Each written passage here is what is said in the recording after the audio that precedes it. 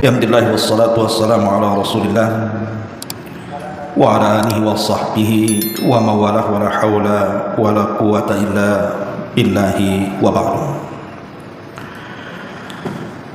Ma'asyiral muslimin, jamaah salat subuh yang dimuliakan Allah Subhanahu wa taala. Apa yang kita akan dapati selama Ramadan, wabil khusus 10 akhir Ramadan? Lelah letih di antara kita dalam rangka melaksanakan ibadah kepada Allah Subhanahu wa taala. Ada yang tidak tidur semalam suntuk hanya untuk membaca Quran, qiyamul lail, zikir dan begitu seterusnya. Terutama di tanggal-tanggal ganjil. Namun ibadah itu tidak ada yang sia-sia. Semua akan berpahala di hadapan Allah Subhanahu wa taala. Tapi berbahagialah bagi orang-orang yang mereka ditakdirkan oleh Allah Subhanahu wa taala mendapatkan malam Lailatul Qadar, entah sebagiannya ataukah secara keseluruhannya. Karena mereka akan mendapatkan 7 keutamaan yang tidak didapati orang lain. Apa saja keutamaan yang akan didapati bagi orang-orang yang Allah takdirkan menemukan Lailatul Qadar? Yang pertama, al-afu an kulli ma madha. Orang ini akan mendapatkan al-afu, pemaafan dari Allah Subhanahu wa taala akan dosa-dosa yang sudah dilakukannya. Dan ini sebuah keutamaan yang luar biasa. Ketika kita ini dimaafkan oleh Allah Subhanahu wa taala, maknanya kita akan dihapus seluruh catatan dosa dalam catatan amal kita. Bayangkan, boleh jadi mungkin bertahun-tahun kita melakukan dosa, sehingga catatan amal kita dipenuhi dengan dosa-dosa yang kita lakukan. Tiba-tiba kemudian dalam satu malam di bulan Ramadan kita mendapatkan malam Lailatul Qadar, maka semua catatan keburukan itu akan dihapus dalam catatan kita. Itulah bedanya, sering saya ulang-ulang, antara kalimat istighfar dengan kalimat al-afu itu. Sebab kalau istighfar kita mengucapkan astagfirullah, Allah hanya menutup dosa-dosa kita, tetapi Allah Subhanahu wa taala tetap menghisab kita, walaupun Allah tidak mungkin mengazab kita kalau kita mendapatkan ampunan dari kalimat istighfar. Tapi kalau kalimat afu itu memang betul-betul Allah Subhanahu wa taala menghapus dosa-dosa kita dari catatan-catatan kita, dan kita tidak akan dihisab apalagi diazab. Makanya Aisyah Ummul Mukminin radhiyallahu anha bertanya kepada Nabi sallallahu alaihi wasallam, "Ya Rasulullah, in adraktu Lailatul Qadri famadza aqul?" Rasul, kalau seandainya aku mendapatkan malam Lailatul Qadar, apa yang harus aku katakan? Maka Nabi SAW mengatakan, "Quli Allahumma innaka afuwun karim tuhibbul afwa fa'fu anna." Katakan, ya Aisyah, Allahumma, ya Allah, innaka, sesungguhnya engkau ya Rabb adalah zat yang maha pemaaf lagi maha mulia. Engkau suka kepada orang-orang yang memaafkan, maka maafkanlah diriku. Kenapa kemudian Nabi SAW membahasakan kepada Aisyah dengan kalimat al-afu, meminta al-afu, bukan disuruh istighfar? Padahal dua-duanya sama kalimat ini, sama-sama meminta ampun dari dosa-dosa kita. Karena kalimat al-afu ini lebih umum dibandingkan istighfar. Dia mencakup istighfar itu sendiri. Makanya kenapa orang-orang yang mendapatkan Lailatul Qadar, maka dia akan mendapatkan keistimewaan di mana catatan-catatan keburukannya akan dihapus oleh Allah Subhanahu wa taala. Ini yang pertama. Yang kedua, tuktab lahu as'adul aqdar. Orang yang mendapatkan Lailatul Qadar, seandainya Allah Subhanahu wa taala takdirkan di antara kita semuanya atau siapapun dari kaum muslimin, mereka mendapatkan malam Lailatul Qadar di 10 akhir Ramadan yang kita sudah berlelah letih untuk meraih dan mengejarnya, maka akan dicatat kepadanya sebaik-baik takdir dalam setahun yang akan datang. Di dalam Al-Qur'anul Karim Allah Subhanahu wa taala mengatakan, fiha yufraqu kullu amrin hakim. Pada malam itu, maksudnya Lailatul Qadar, dijelaskan segala urusan yang penuh dengan hikmah. Abdullah ibn Abbas radhiyallahu anhu ketika mentafsirkan ayat ini, beliau mengatakan amrus sanati ila sanati ma kana min khalqin aw rizqin aw ajalin aw musibatin aw nahwi hadza. Kata Abdullah ibn Abbas radhiyallahu anhu, maksudnya Allah Subhanahu wa taala akan merubah takdir kita dari tahun ini ke tahun depan, baik bicara penciptaan, baik bicara rizki, baik bicara ajal, baik bicara musibah atau yang semacamnya. Dan orang-orang yang mendapatkan Lailatul Qadar, Allah berikan takdir terbaik setahun yang akan datang. Dan Allah Subhanahu wa taala juga mengatakan yamhullahu ma yasha wa yuthbit wa indahu ummul kitab. Allah menghapus catatan takdir ataupun menetapkan sesuai dengan kehendaknya, tapi di sisinya ada Lauhil Mahfuz. Ini yang kedua. Yang ketiga, orang-orang yang ditakdirkan mendapatkan malam Lailatul Qadar di 10 akhir Ramadan, maka dia yafuzu bi ajrin yafukul jibal, maka dia akan mendapatkan pahala yang jauh lebih besar dibandingkan gunung-gunung yang ada di dunia. Karena Allah Subhanahu wa taala mengatakan dalam surah Al-Qadar ayat 3, Lailatul Qadri khairu min alfi syahr, bahwa malam Lailatul Qadar itu lebih baik daripada 1000 bulan. Artinya lebih baik dibandingkan orang yang beribadah selama 83 tahun 6 bulan. Dan ini pahala yang luar biasa, ikhwatu fiddin, yang dimuliakan Allah Subhanahu wa taala. Ini yang ketiga. Kemudian yang keempat, dia akan mendapatkan ya'tik riqabahu minan nar. Allah Subhanahu wa taala akan membebaskan dia dari api neraka, dan ini kenikmatan yang luar biasa. Dan itu berdasarkan hadis Abu Hurairah radhiyallahu anhu. Nabi sallallahu alaihi wasallam bersabda, lillahi utaqa'u minan nar wa dzalika kullu lailatin min ramadan.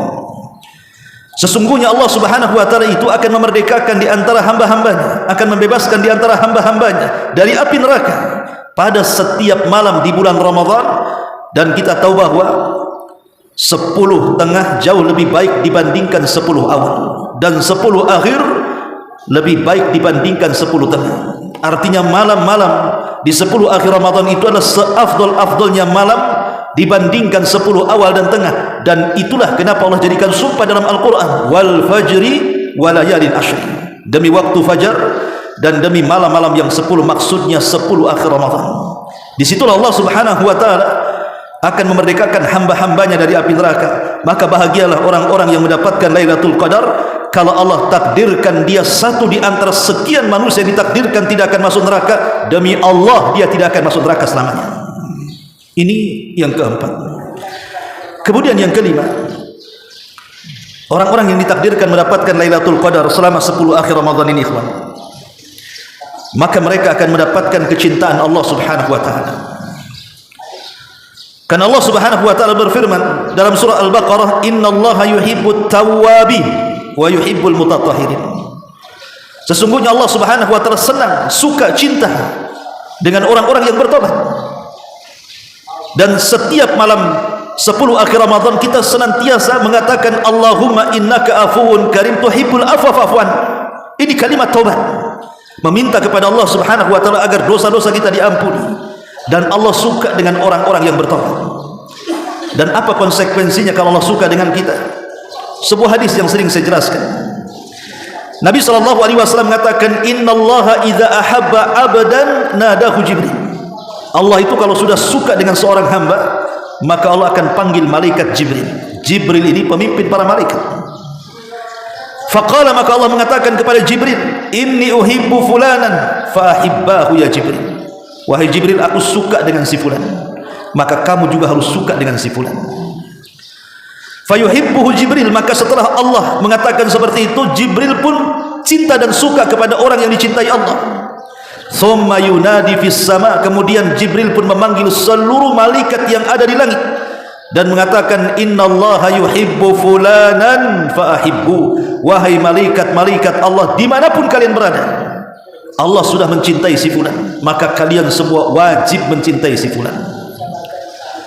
Fayuhibbuhu ahlus sama, maka semua malaikat mendengar perkataan Jibril ikut mencintai orang yang dicintai Allah. Kemudian thumma yudha'u lahul qabul fil ardi, Kalau seluruh makhluk yang ada di langit sudah cinta kepada manusia yang dicintai Allah, maka Allah akan tanamkan kepada makhluk yang ada di bumi ikut-ikut mencintai orang ini. Subhanallah. Dan ini keistimewaan yang besar, ikhwan.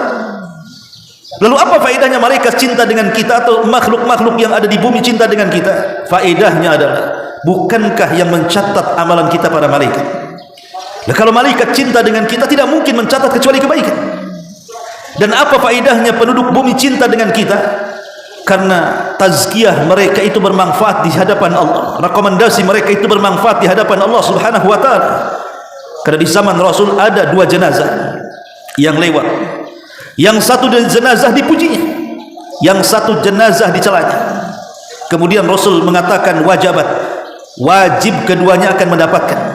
Sahabat bertanya, apa yang mengatakan Anda wahai Rasul wajibat? Keduanya wajib akan mendapatkan itu. Maka Rasul mengatakan, adapun jenazah yang pertama yang dipuji manusia, wajibat lahul jannah, maka dia layak masuk surga. Tapi jenazah yang dicela manusia, wajibat lahun nar, maka dia dipastikan masuk neraka. Lihat, rekomendasi orang-orang baik di dunia ini menjadikan keberuntungan bagi kita. Dan orang-orang yang mendapatkan malam terbaik dalam 1 bulan di bulan Ramadan ini, maka mereka akan mendapatkan predikat kecintaan Allah kepadanya. Ini yang kelima. Kemudian yang keenam, bahwa orang-orang yang mendapatkan malam terbaik di bulan Ramadan, Lailatul Qadar di 10 akhir Ramadan ini, yang sudah lelah letih dihabiskan untuk beribadah kepada Allah Azza wa Jalla, maka insya Allah Subhanahu wa ta'ala akan masukkan dia ke dalam surga. Karena ada ayat yang mengatakan, faman zuhziha 'anil nar wa udkhilal jannah faqad faz wa mal hayatud dunya illa mata'ul ghurur. Ketika orang ini dibebaskan dari api neraka, dan di bulan Ramadan ada orang-orang yang dibebaskan dari api neraka, kalau dia sudah terbebas dari api neraka, masuknya ke mana? Masuknya ke surga. Karena di akhirat cuma ada 2 tempat saja. Kalau tidak masuk neraka, ya masuk surga. Dan surga itu adalah tempat yang Rasul katakan, a'dadtu li ibadis salihin ma la 'ainun ra'at wa la udhunun sami'at wa la khatara ala qalbi bashar.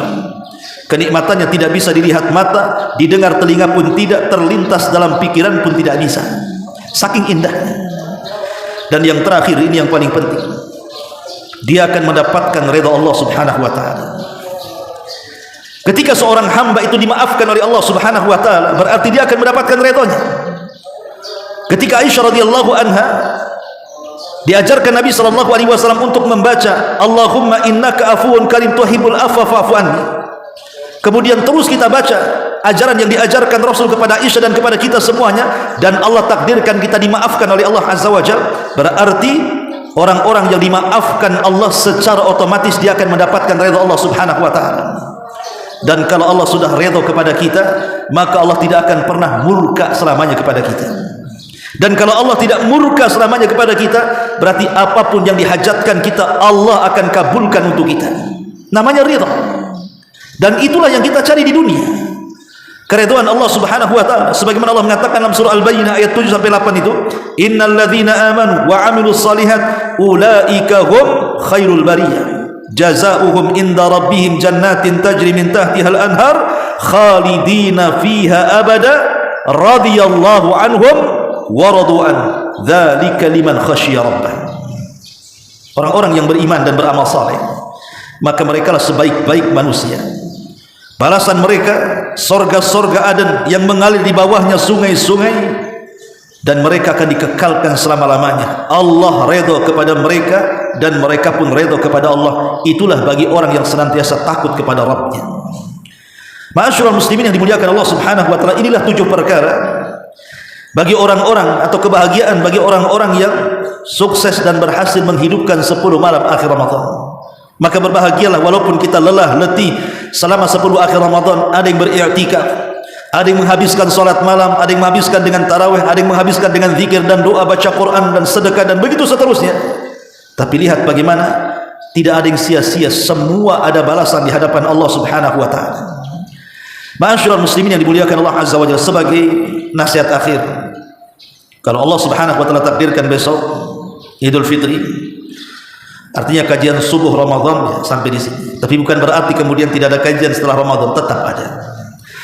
Yang ingin saya sampaikan adalah ada beberapa kemungkaran yang terjadi saat pelaksanaan salat Id. Pertama, jangan sampai ada ikhtilat antara laki-laki dan perempuan, dan itu yang banyak. Islam melarang ikhtilat, tidak boleh ikhtilat campur baur laki-laki dan perempuan. Yang kedua, menghabiskan Id itu dengan hal-hal yang sifatnya sia-sia, menyetel musik keras-keras, kadang-kadang bercanda yang berlebihan, maka ini sangat dilarang. Kemudian yang ketiga, sebagian manusia, terutama dari kalangan wanita, kadang-kadang mereka tidak menjaga penampilan. Keluar dari rumah itu kadang-kadang tabarruj, ataupun terkadang mereka memakai wewangian-wewangian yang terkadang memfitnah laki-laki, dan itu sangat dilarang. Kalau anda ingin keluar ke tanah lapang ataupun ke masjid untuk melaksanakan salat Id, maka sewajarnya ikuti syariat Islam, pakai pakaian yang sopan, yang syar'i. Jangan sampai kemudian keluar mendapatkan laknat Allah Subhanahu wa taala. Kemudian yang keempat, terkadang ada di antara kita ini yang tidak tidur di malam Id. Kalau memang dia petugas zakat, wajarlah mungkin, karena ada hal yang dilaksanakan dia dari kebaikan, mengantarkan zakat fitrah ke sana kemari kepada fuqara wal masakin. Tapi ada sebagian kita ini kadang-kadang sengaja tidak tidur. Tidurnya itu sudah jam 3, jam 4, sudah mendekati waktu subuh. Akhirnya kemudian terlalaikan pula dia salat subuh, ngantuk pula bagi yang salat, itu bagi yang salat. Kebanyakan tidak salat, ikhwan. Anehnya salat Id mereka salat, subuh pula dia tak salat. Kan aneh. Ma'asyiral muslimin yang dimuliakan Allah Azza wa Jalla. Ataupun sebagian orang itu mengkhususkan ziarah kubur. Ziarah kubur itu sunnah, ikhwan. Sunnah hukumnya. Kata Nabi SAW, kuntu nahaitukum an ziyaratil kubur fazuruha fa innaha tudzakirukumul akhirah. Dulu kata Rasul, kularang kalian ziarah kubur, tapi sekarang berziarah, karena itu bisa mengingatkan kalian dengan akhirat.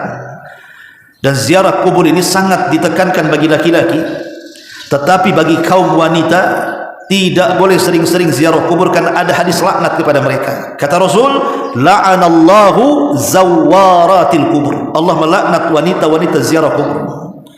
Kata Syekh Albani rahimahullahu taala, kalimat zawarat bagian daripada siyagul mubalaghah. Dalam bahasa Arab itu kalimat yang berlebih-lebihan. Berarti yang dilarang itu yang berlebih-lebihan. Kalau sekali dua kali tidak ada masalah. Tapi bagi laki-laki maka sangat disunnahkan kapanpun. Tapi jangan dikhususkan, karena mengkhususkan sebuah ibadah itu perlu dalil. Ini yang selanjutnya. Kemudian juga al-israf, kemudian wat tabdzir. Yang nomor 6, terkadang di antara kita ini israf wa tabdzir, menghambur-hamburkan harta, menghambur-hamburkan dunia, kan, menghambur-hamburkan makanan. Maka ini juga dilarang. Coba kita lihat, ada orang-orang yang kadang-kadang bertamu maaf, kemudian diberikan minuman kaleng atau apa, kadang-kadang kemudian diminum sedikit dibuang. Tabdzir, ikhwan, tidak boleh. Karena bagaimanapun Allah Subhanahu wa taala mengatakan, kalau kita melakukan hal yang seperti itu, kita ini sama dengan temannya setan itu. Maka hindari tabdzir ini. Kalaupun diberikan minum, ya secukupnya, jangan sampai dibuang. Atau makanan jangan sampai dibuang, karena Idul Fitri ini kadang-kadang dijadikan momen membuang-buang makanan dan minuman. Maka ini sangat dilarang, tidak boleh. Kemudian juga ada sebagian orang yang mereka malah bahagia dengan berlalunya Ramadan. Bahagianya itu aneh. Kenapa? Karena sudah tidak puasa lagi gitu. Jadi bahagia terbebani dengan ibadah, kan aneh itu, terbebani dengan ibadah, malah senang keluar Ramadan itu. Alhamdulillah udah nggak puasa lagi, nggak lapar lagi gitu. Alhamdulillah nggak tarawih lagi, nggak capek lagi, nggak itikaf lagi. Ini kan kebahagiaan ngawur, ikhwan. Ulama salaf itu sedih apabila berlalunya Ramadan, karena mereka sudah tidak ibadah lagi di bulan Ramadan. Makanya masyaallah muslim, ada sebagian orang itu yang senangnya itu aneh gitu ya. Malah senang ketika mereka sudah tidak beribadah lagi di bulan Ramadan. Dan ini kemungkaran luar biasa. Termasuk juga salah mengucapkan. Apabila berjumpa dengan orang itu bukan saling mendoakan sebagaimana kebiasaan para sahabat. Kalau berjumpa itu taqabbalallahu minna wa minkum, maka jawabannya juga sama, taqabbalallahu minna wa minkum. Ini doa ditiadakan, kalimat yang lain pula kemudian ditampakkan. Ketemu kawannya kosong-kosong ya. Apa maksudnya kosong-kosong? Ya. Maksudnya mungkin ya kita nggak ada lagi dosa. Ya. Ini kan kalimat-kalimat apa kosong-kosong ini maksudnya? Minal aidin wal faizin. Ya, mohon maaf lahir batin, bagus kalimat ini. Tetapi yang lebih bagus lagi adalah taqabbalallahu minna wa minkum. Karena ini doa masalahnya. Ya Allah, terimalah amalan kami dan amalan engkau selama Ramadan. Maka dijawab juga, ya Allah, terima juga amalan kami dan engkau juga. Kan enak tuh bahasa itu. Dan itu memang sahabat Nabi SAW memang seperti itu tradisi mereka, saling mendoakan sesama mereka. Dan ini yang harus dipahami. Kemudian juga sebagian orang juga yang parah juga, bukan hanya subuh lewat, id aja mereka tidak mau datang ke sholat itu. Ya mungkin karena malamnya begadang, kemudian tidur bablas gitu ya, akhirnya bangun jam 9, ya sudah bubar lah orang di tanah lapang tuh. Alasannya udah buyar. Ya bukan masalah udah buyar, kamu tak datang.